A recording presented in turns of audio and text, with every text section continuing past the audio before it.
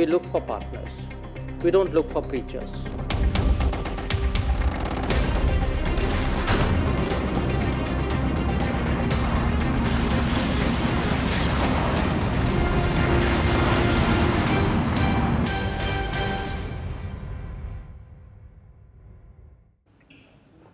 Tensions are clearly simmering, and that too between two nuclear neighbours, so the world is rightly worried. Major powers are advising caution and restraint. Some are positioning themselves as mediators. The question is, what's in it for these peace brokers? Can India trust them? And what is their plan? Well, Iran is hoping to be one such mediator. Their foreign minister landed in Islamabad yesterday. He is slated to visit India on Thursday. And what's he saying? That all parties should exercise restraint. It is not clear if these visits were planned after the attack. Nonetheless, they're very important. The next mediator is Malaysia. Pakistan's Prime Minister Shehbaz Sharif spoke to the Malaysian Prime Minister yesterday. And look at his statement afterwards. Malaysia remains open to playing a constructive role. Our close ties with both Pakistan and India place us in a position to support efforts towards regional peace and stability. So Malaysia is keen to mediate, and the list does not end there. Pakistan has reached out to Saudi Arabia, the UAE and Kuwait. It is asking all these players to mediate. And how is India reacting?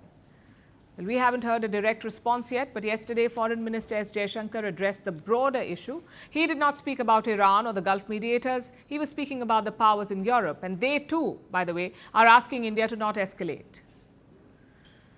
So this is what Jaishankar said. New Delhi does not need preachers, it needs partners. We look for partners. We don't look for preachers. Particularly preachers who don't practice at home what they preach abroad. And I think some of Europe is still struggling with that problem. Some of it is changing.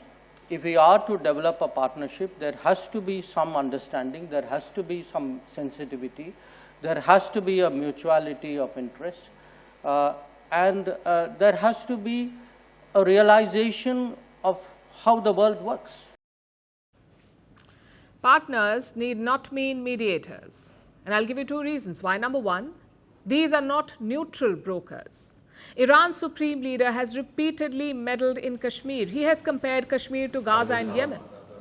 So Tehran cannot be unbiased here. Same with Malaysia. Their Prime Minister says he understands Pakistan's difficulties. How absurd is that? The terror attack happened in India, but Malaysia understands Pakistan's difficulty. Also, they do not recognize Jammu and Kashmir. They call it Indian-administered Kashmir. Even yesterday's statement was the same. So these are not neutral mediators. They have taken Pakistan's side quite frequently. Which brings us to the second reason, and arguably the most important one. India does not need any mediator.